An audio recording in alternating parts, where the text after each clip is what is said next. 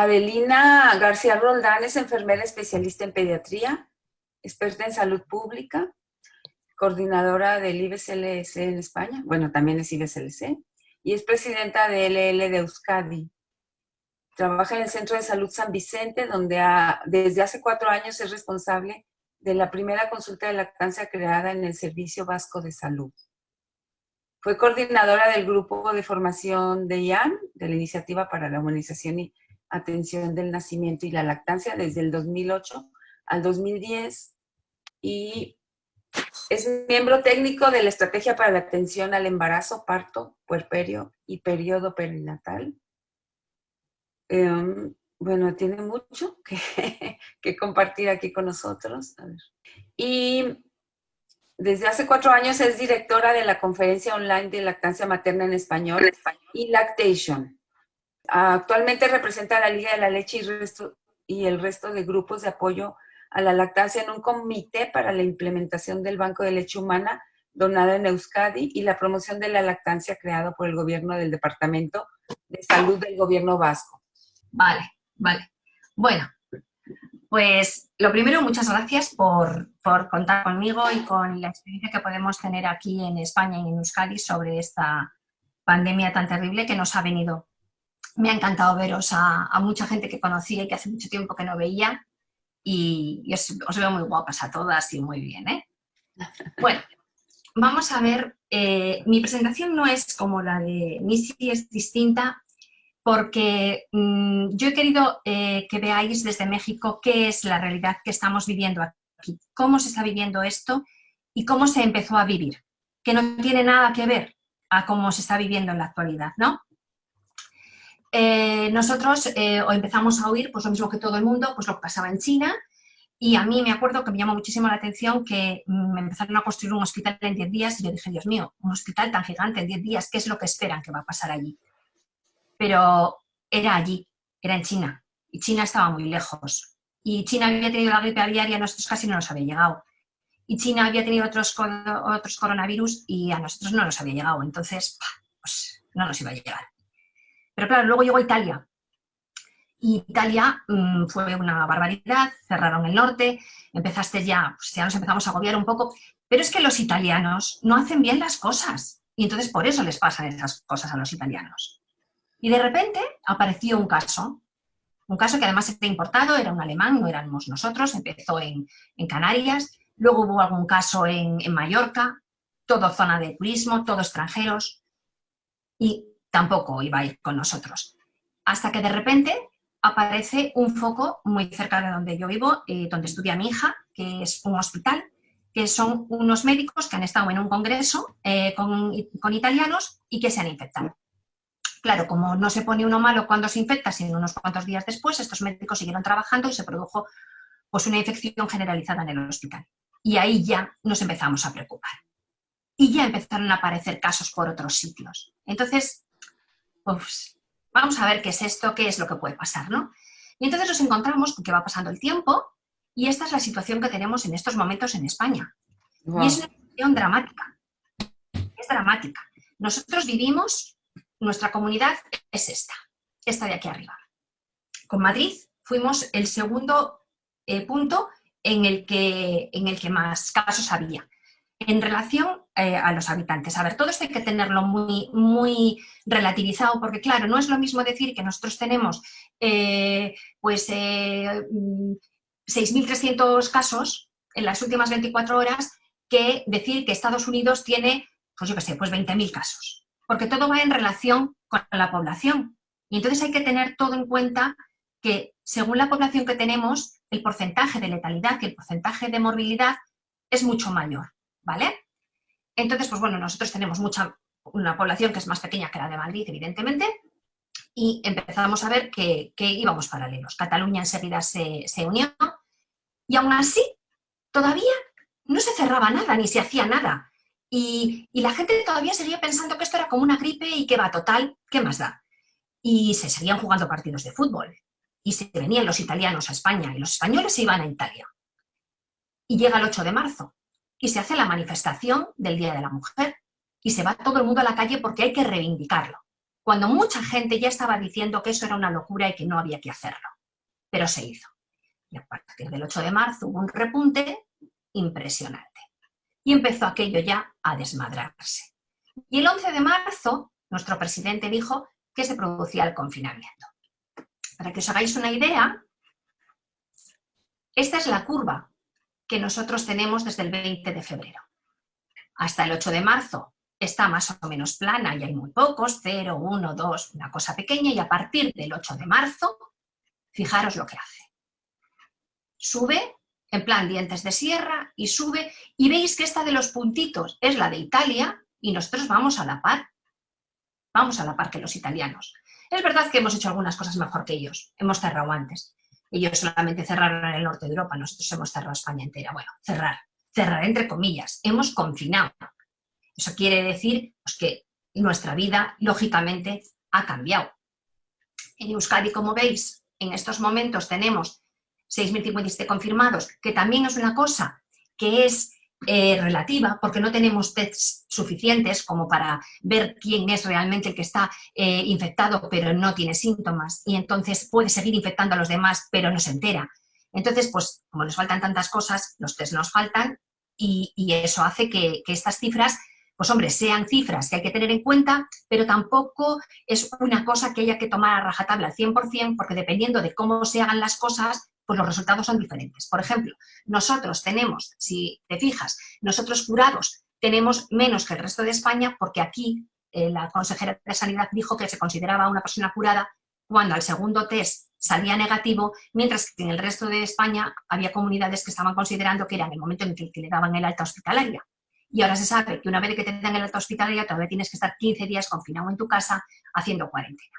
O sea que por eso os digo que lo de las cifras sí es para tener en cuenta, para ver que la situación general es muy mala, pero no es para decir, jo, es que esto es así y es así y ya está.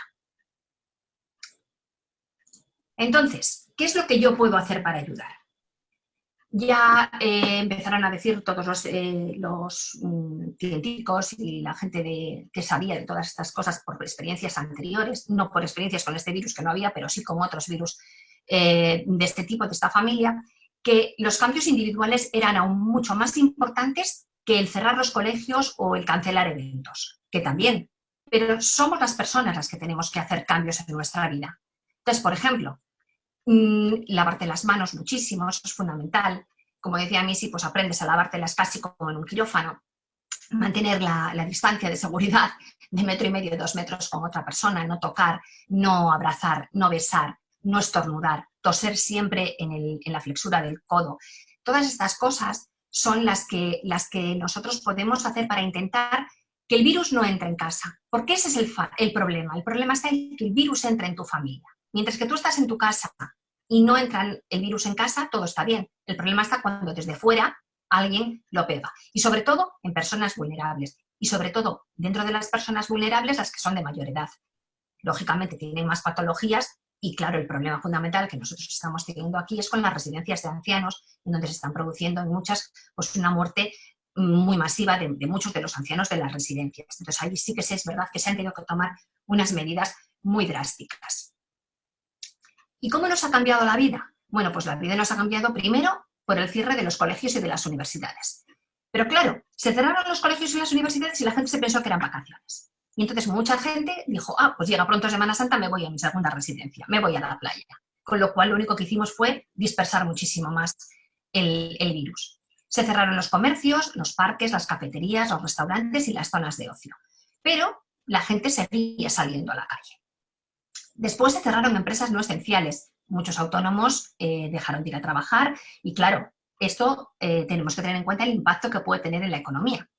Y comenzó la campaña Quédate en casa, en todos los medios de comunicación, en televisión, por redes sociales, canciones. Quédate en casa, ¿qué es lo que puedes hacer para ayudar a los demás? Solamente se puede salir a pasear al perro, a hacer compras y si te ibas por ahí o salías de casa sin tener ninguna obligación, pues podías, si te pilla la policía, pues te pone una sanción, ¿no? Y entra el estado de alarma y el confinamiento se hace más estricto. ¿Pero qué es lo que pasa? Pues que los sanitarios les dicen todo lo que va a venir y les dicen que se tienen que poner esos trajes tan estupendos que veis en la diapositiva en la parte izquierda, que son los EPIs, que son los trajes de protección individual y que son los que se necesitan para tratar este tipo a las personas que tienen este tipo de infecciones que se transmiten tan fácilmente y entonces necesita que los profesionales tengan muchísima protección. Pero ¿cuál es la realidad? Bueno, pues la realidad es la de la derecha. La derecha es que no hay EPIs. Esos buzos habrá, los tendrá alguien, yo no tengo ni idea de quién los tiene. Desde luego en el hospital que es al que corresponde mi centro de salud y en el que trabaja mi hija, que es la de la foto, como veis, lo que tenemos son bolsas de basura, manguitos de basura y unas calzas de quirófano y para de contar, no hay más. Ese es el EPI que hay. Las mascarillas que se necesitan para tratar con ellos, pues son unas mascarillas especiales para evitar que te puedas contagiar y no hay. Hay una a la semana cuando debieran de cambiarse como mínimo una al día. Entonces, claro, todo lo que te dicen al principio de la pandemia, cuando empieza, y vais a tener que aprender a poneros esto, y vais a tener que hacer esto, todo eso desaparece. Y se hace lo que se puede y como se puede. Y entonces empezamos a hablar de qué pasa con la lactancia materna y con las madres y con los bebés que están ingresados y las madres que paren y son positivas o no son positivas, pero tienen sospecha. Y claro, lo primero que vamos es a la Liga de Leche Internacional. Y la Liga de Leche Internacional nos dice que hay que seguir amamantando al bebé durante una infección con coronavirus y otras infecciones respiratorias. Y nos dicen que no se separe al bebé de la madre y que se le siga amamantando siempre que se mantengan las medidas higiénicas de mascarilla, guantes y demás que son necesarias. La IAN enseguida también sacó su protocolo y en el protocolo ya hablábamos de cómo tenían que ser esos partos, porque claro, se empezó a decir que muchísimo mejor cesáreas que partos vaginales, porque aunque no se conocía ningún caso de una transmisión vertical, no se podía decir con completa seguridad que no hubiera, porque no hay evidencia científica que así lo demuestre. Y luego también lo que supone una cesárea para las madres. Entonces, lo que ellas dicen basándose pues, en lo que dice la OMS, en lo que dice la CDC, en lo que dice la ABM, en todos los protocolos que son los que se estaban mirando en esos momentos, es pues, que la inducción al parto o la cesárea pues, no induce el riesgo de contagiar al bebé con el virus. Pero sí aumenta esas complicaciones en la madre que nosotras ya sabemos y desde luego dificulta el comienzo de la lactancia, ¿no? Recomienda que se haga el contacto piel con piel inmediato tras el parto, que se favorezca el agarre espontáneo del bebé al pecho y la Organización Mundial de la Salud no recomienda la separación de la madre y del hijo salvo en casos de una afectación grave de alguno de ellos. Si la madre tiene que estar ingresada en la UCI porque se encuentra muy mal o si es el bebé el que se encuentra mal y tiene que ingresar en la unidad de cuidados intensivos.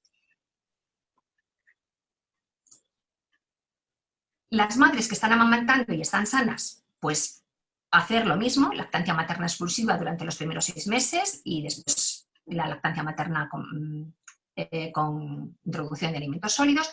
Y si la madre padece el COVID-19 con una afectación que requiere el ingreso hospitalario, pues entonces lo primero hablar con las madres y decirles qué es lo que pasa, explicarles y que decidan qué es lo que ellas prefieren, si amamantar o extraerse la leche. Y habrá que contar también con la situación de la familia y con todo lo que supone para ellos eso, ¿no? Si la madre no está en condiciones de realizar una extracción, lo que se recomienda es que haya alguien que le ayude, porque va a tener una ingurgitación. Y entonces lo que se necesita es que esa madre se saque la leche. Esa leche extraída, la IAN nos dice que sí que puede dársela al bebé y que no necesita esterilizarse. Y durante la extracción de la leche, evidentemente se van a mantener las medidas de higiene de mascarilla y lavado de manos. En el caso de que se utilice un extractor, pues las medidas higiénicas del extractor deben de ser todavía más precisas y esterilizarse después del uso. En España, a nivel de ginecólogos e incluso también de pediatras, las normas del Colegio Real de Obstetricias y Ginecólogos del Reino Unido son muy acogidas desde el punto de vista científico. Entonces, esta actualización, que es del día 28 de marzo, cambia algo las cosas. Al principio eran más estrictos, decían separación madre-bebé, nada de leche materna, nada de contacto piel con piel. Ahora ya las cosas parece que se han suavizado y lo que dicen es que puede ser más, o sea, que el no amamantar, o sea, en el caso de los partos, el hecho de que se separe a la madre y al bebé puede ser más peligroso porque se pierde evidentemente lo que es el contacto, el apego, el bonding, la unión entre la madre y el bebé. En esos momentos que es tan importante, el vínculo.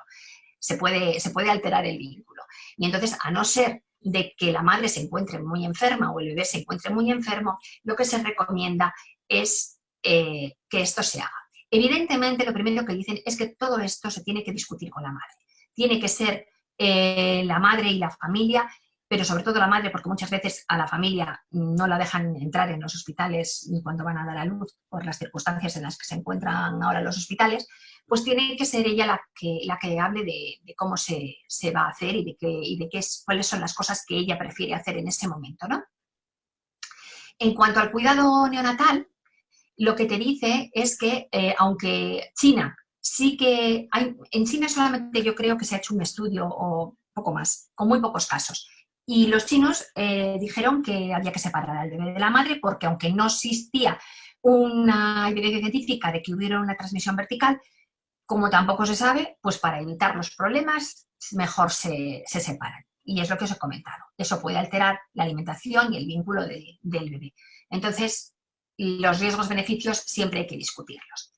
En cuanto a la alimentación, en estos momentos lo que dicen es que ya se puede dar lactancia materna, siguiendo siempre las mismas precauciones, que es pues, un buen lavado de manos, evitar toser o estornudar delante del bebé, mientras que la madre sí lo que hace es extraerse la leche, pues seguir las recomendaciones de limpieza del extractor y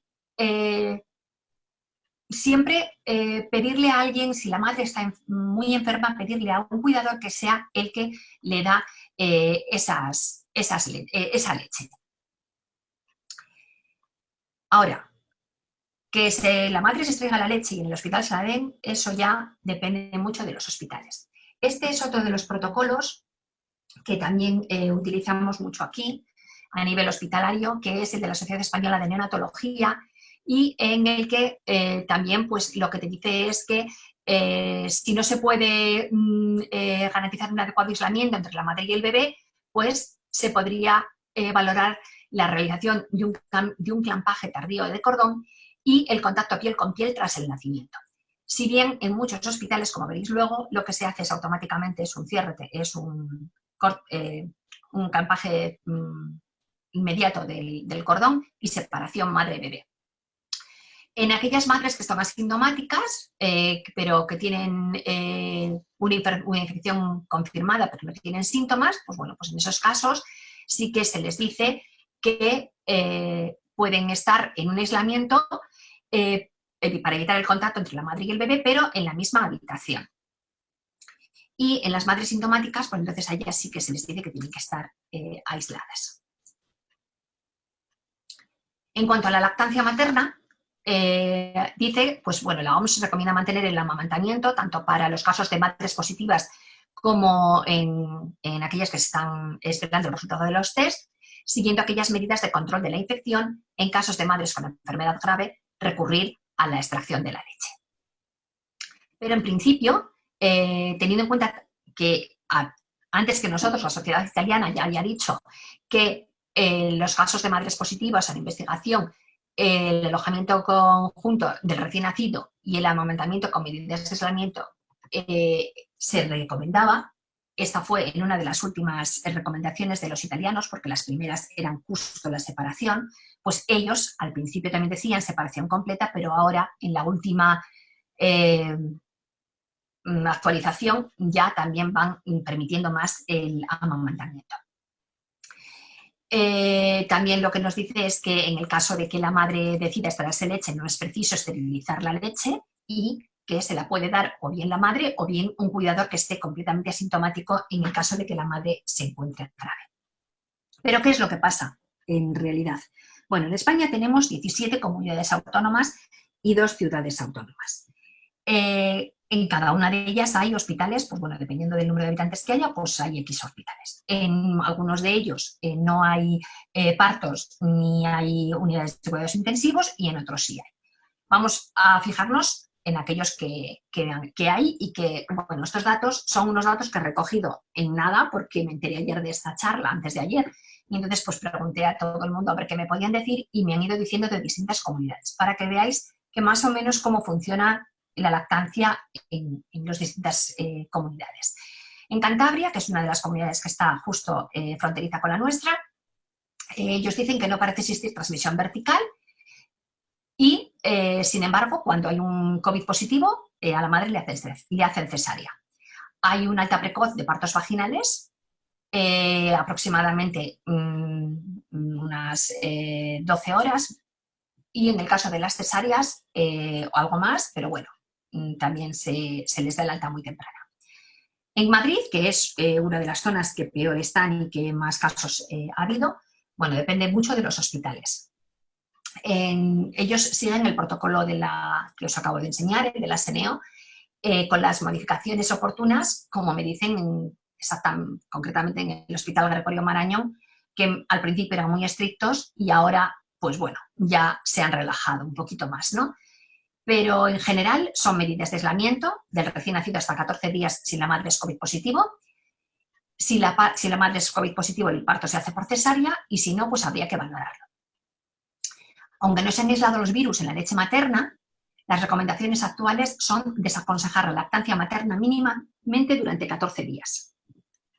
Las mujeres pueden sacarse la leche desde el momento del parto y desecharla hasta que, una vez superado el cuadro y eliminadas las medidas de aislamiento, pueden reiniciar una lactancia materna normal y deberán siempre seguir las recomendaciones alimentarias de sus pediatras.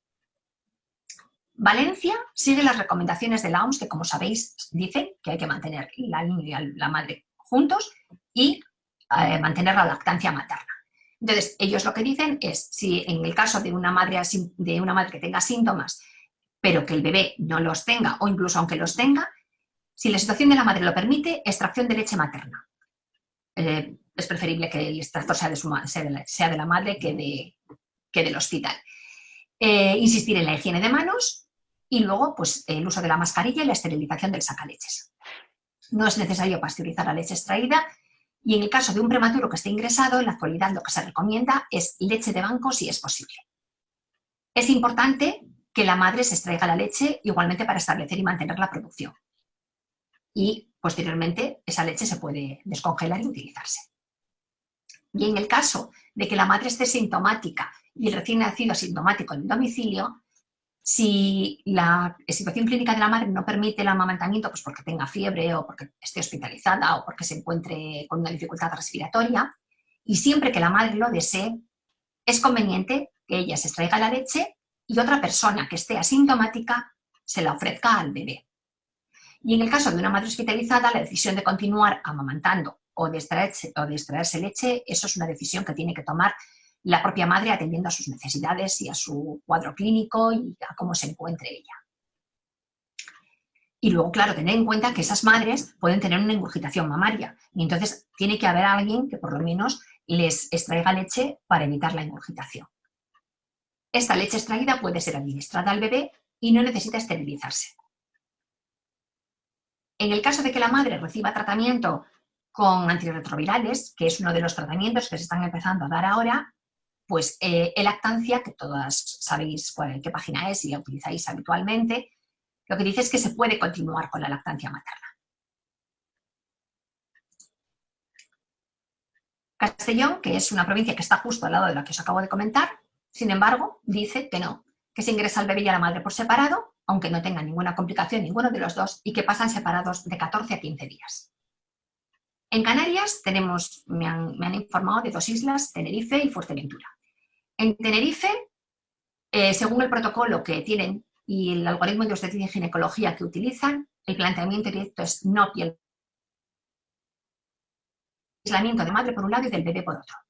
En incubadoras hasta que la PCR nos dé el resultado. Y en Fuerteventura No permiten pinzamiento tardío ni piel con piel.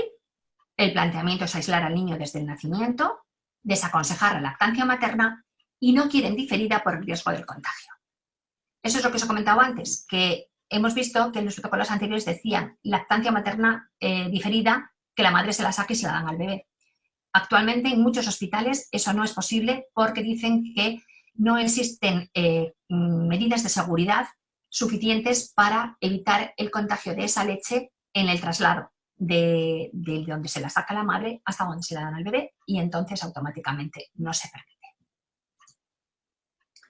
Cataluña es una de las zonas más afectadas y sin embargo es una de las zonas que más permiten el contacto piel con piel y la lactancia materna. Existe este hospital en el que os pongo aquí, pues lo primero que dice es que la lactancia materna no transmite la enfermedad y que puede proteger a tu bebé. Y el Departamento de Salud de la Generalitat Catalana lo primero que decía es lactancia materna mantenida, contacto piel con piel y madre y bebé juntos.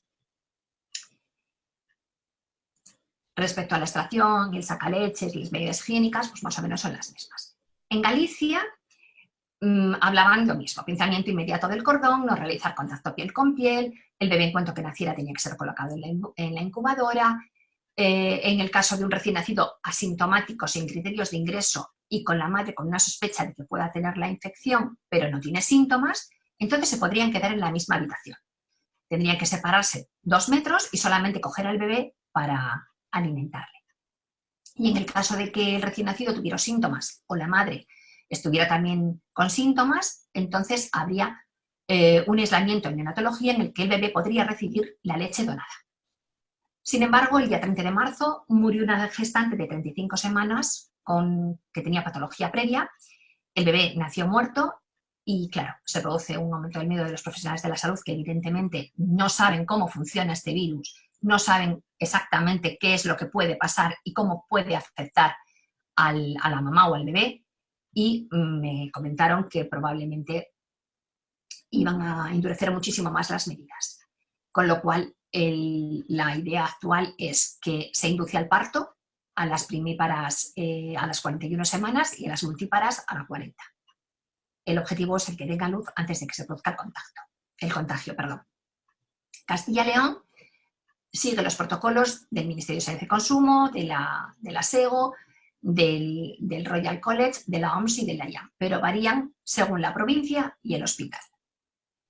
¿Y qué es lo que pasa en nuestra comunidad? En nuestra comunidad tenemos 3 hospitales públicos grandes, que son donde están los partos, 4, perdón. Uno en Álava, que es Txagorritxu, 2 en Vizcaya, que son Cruces y Basurto, y uno en Guipúzcoa, que es donde hostia, parte de hospitales privados o clínicas más pequeñas.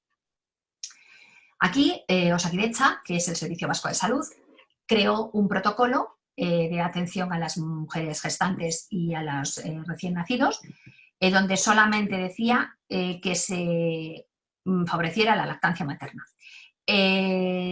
No se hablaba para nada de las medidas de separación de los bebés, ni de dar leche extraída, ni nada de eso. Solamente hablaban de lo que era mantener lactancia materna. Ese era el protocolo oficial del Servicio Vasco de Salud, el último del que yo tengo conocimiento. Sin embargo, pues en cada hospital actúan de una manera diferente. Cruces, que es uno de los más grandes y donde más partos hay, separan al bebé de la madre inmediatamente, lo mandan a neonatología, lo tienen separados 14 días y no se hace lactancia materna. No sé si le dirán a la madre que se extraiga leche o que no se extraiga, porque la leche no llega a ese bebé nunca, le alimentan con fórmula, porque a pesar de que tenemos un banco de leche, el banco de leche solamente administra leche a aquellos casos que eran, según las mismas directrices que se tenían antes de la pandemia, es decir, bebés de 32 semanas, que tuvieran una patología previa, que fueran muy prematuros o muy bajo peso, o sea, que estos niños no entran dentro de esas características. En Guipúzcoa tampoco se está favoreciendo la lactancia materna, también se favorece la separación, y en Txagorritxu, aunque han tenido muy pocos casos, no sé si me han dicho que 1 o así, porque tampoco os penséis, no hay muchos casos en general en toda la geografía española, pero bueno, con los que hay, pues bueno, pues hacen lo que pueden. Pues también me comentan lo mismo, que hay miedo, no se sabe cómo pueden actuar, y entonces los profesionales de la salud lo que no quieren es jugársela en estas circunstancias. Y todo esto nos hace ver cómo ha cambiado la vida de las madres, la vida de las familias y la vida de todos los ciudadanos en general. Tenemos que tener en cuenta que la maternidad siempre es un reto, y si ya de por sí tener un bebé y encima ser primeriza y encima tener la edad que tienen las madres primerizas habitualmente en España es complicado, ahora es mucho más, porque se encuentran solas. Tienen a su pareja, o si tienen algún bebé o algún niño mayorcito, pues a esos, pero ya está, no hay apoyo de familiares ni de amigos cercanos que te traigan la comida, ni que te ayuden, ni que te abracen, ni que te besen, ni puedes salir a pasear.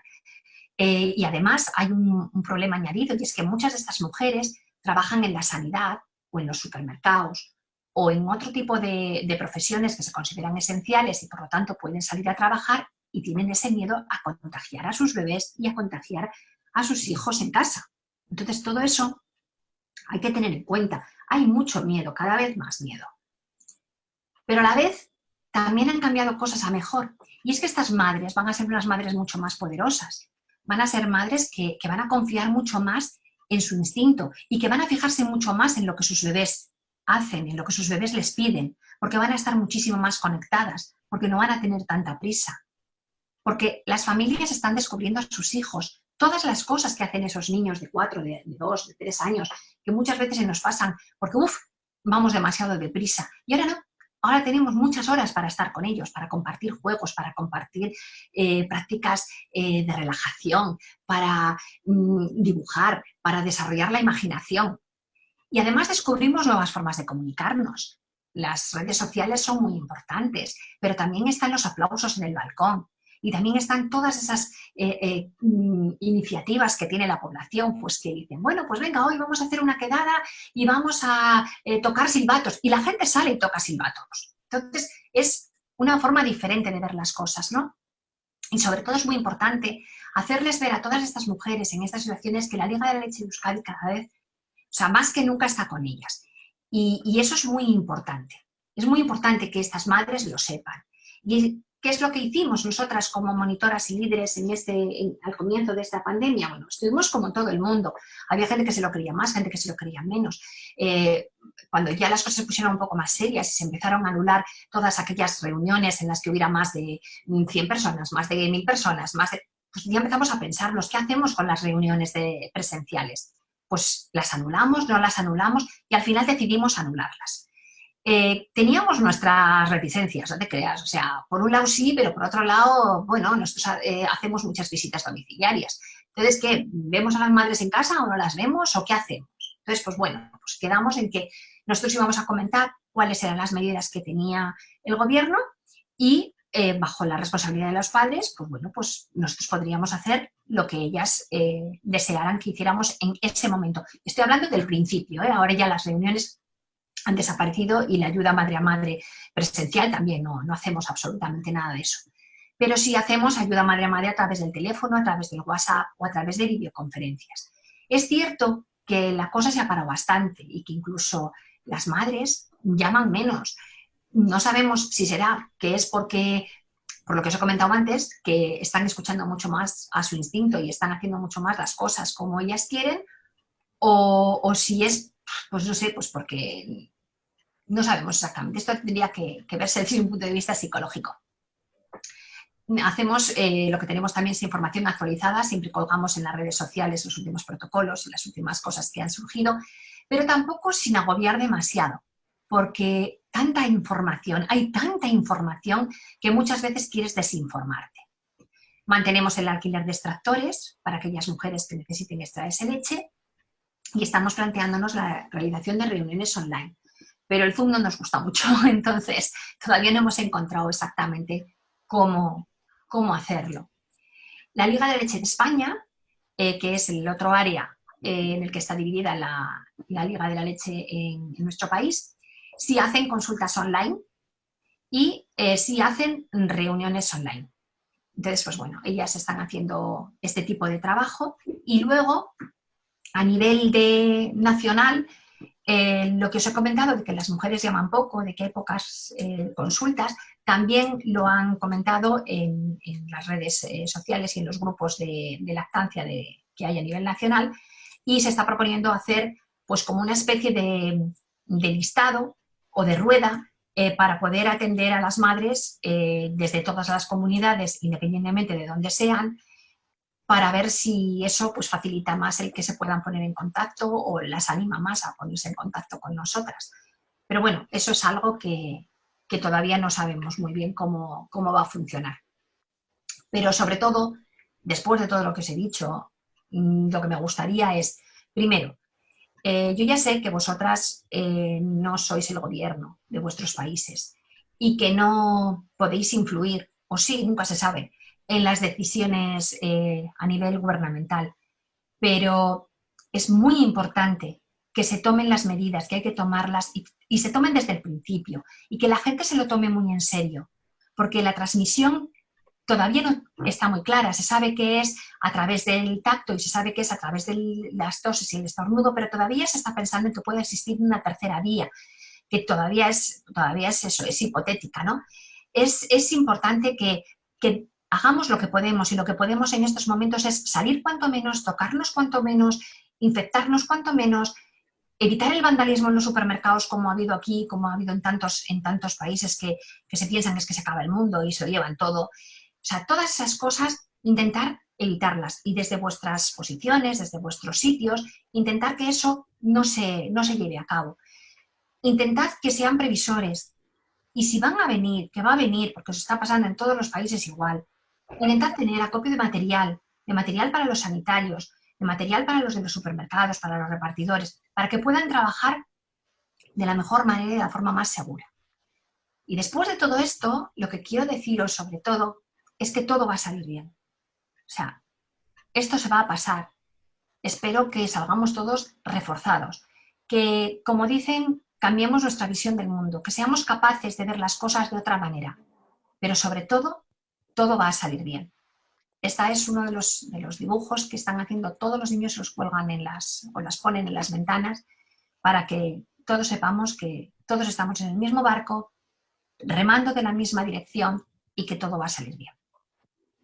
Y sobre todo, os deseo que sea menos que aquí y que tengáis mucho ánimo. Muchas gracias. Qué bonito, Adelina, muchas gracias. Gracias a vosotras.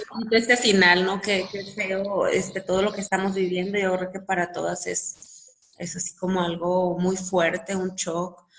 Esto que comentas de mamás separadas de bebés 15 días, como Sí. Nos parte el corazón pensar que eso pudiera suceder o esté sucediendo también acá en nuestros países y no saber qué hacer es así como pues devastador.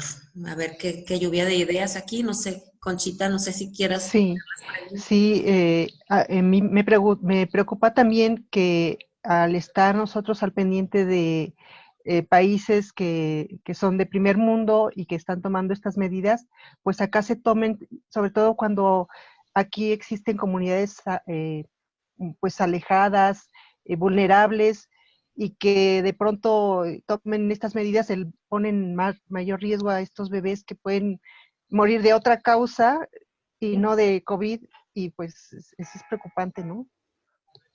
Allá, ¿cómo manejan las situaciones de comunidades alejadas en España, Adelina? Perdona, las comunidades que no son, las que son como... Sí, más rurales, más alejadas de la urbanización. A ver, aquí en principio es que se está haciendo todo tan mal. A ver, tan mal. Tampoco se está haciendo tan mal, no me voy a poner como una exagerada. No, hay muchas cosas que se están haciendo muy bien y se están haciendo muy bien porque la ciudadanía es súper solidaria. Y porque aquí nos quedamos sin mascarillas y la gente se puso a hacer mascarillas y a llevarlas a los hospitales y a todos los centros. y porque nos quedamos sin gafas de protección y las impresoras 3D están haciendo como locos mascarillas que son como pantallas y las llevan a los hospitales de forma gratuita. Y porque no hay batas y todo el mundo en sus casas está, que puede y que tiene una posibilidad, está haciendo batas de plástico y las lleva. Y las empresas pequeñas han dejado de fabricar lo que ellos fabrican para contribuir. En los barrios más marginales es que la gente es muy difícil que se quede en su casa. Es que esas comunidades marginales, quizás por eso mismo, porque son marginales, son las que más se saltan las reglas, como si dijéramos, ¿no? Es como si nos comparáramos a nosotros con los nórdicos. Los nórdicos son mucho más rectos y nosotros, pues bueno, somos mucho más, viva la Virgen. Entonces, pues, quizás sea eso. El problema que mucha gente ha visto, no en bebés, sino sí en niños un poquito más mayorcitos que llevan al colegio, es que la única comida decente que hacían era la que se les daba en el colegio. Y claro, al cerrar los colegios, esa comida no existía. Entonces, pues bueno, se han agrupado las ONGs para intentar dar a esos niños comida. Es lo mismo que las mujeres que están en riesgo de violencia de género y les dejas en casas que puedan salir. Pues bueno, pues hay un teléfono que está disponible todo el tiempo, ayuda psicológica, yo qué sé, esas situaciones son mucho más complicadas, mucho más complicadas.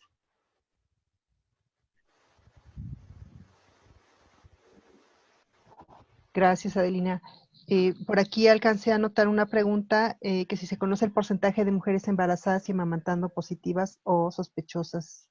No, no existe ese porcentaje. No lo tiene ni el Parto es Nuestro, que son los que están recogiendo más datos. Hay pocos, ¿eh? Yo de todos los hospitales que me han contestado, pues igual 1, 2, pero es que muchas veces no se les hace tampoco el test, entonces no se sabe si son positivos.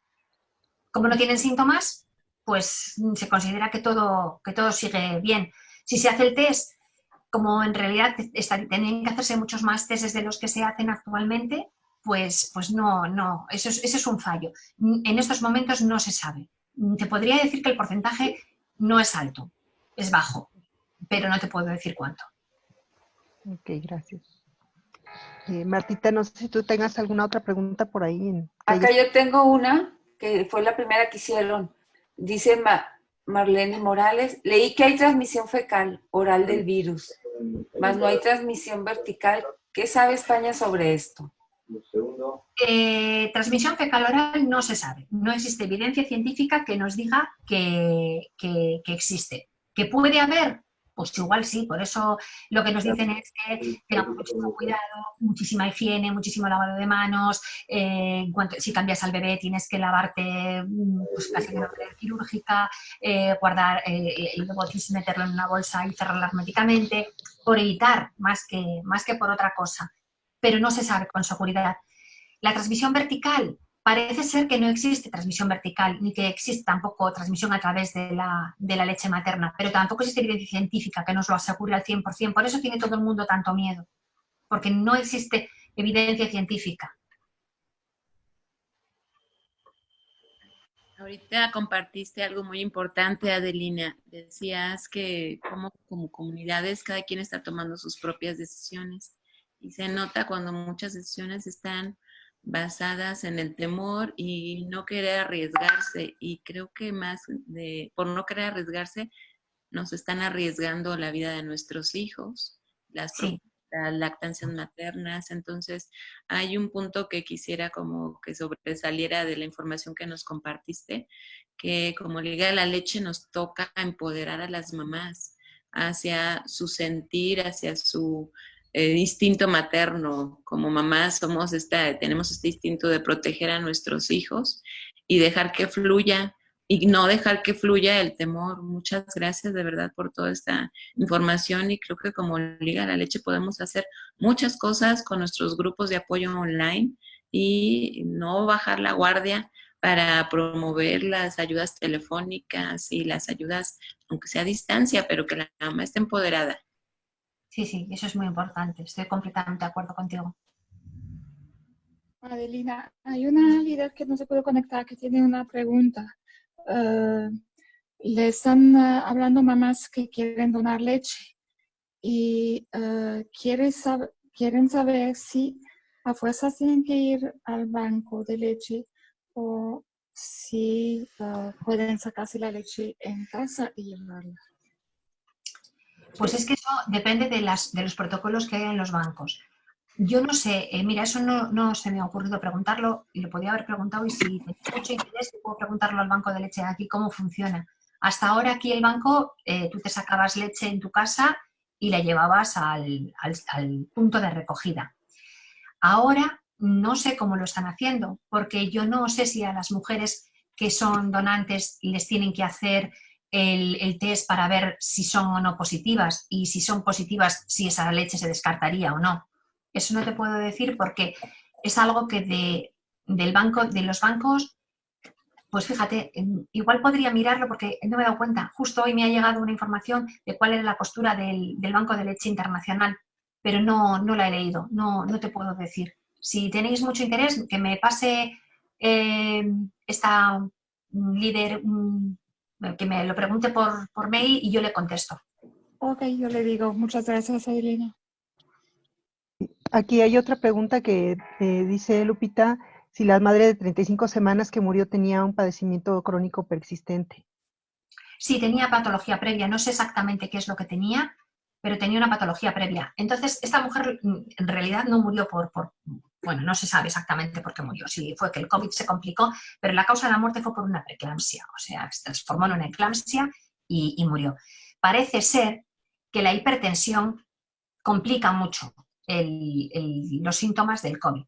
Y entonces, pues, en principio, parece ser que ese fue el problema.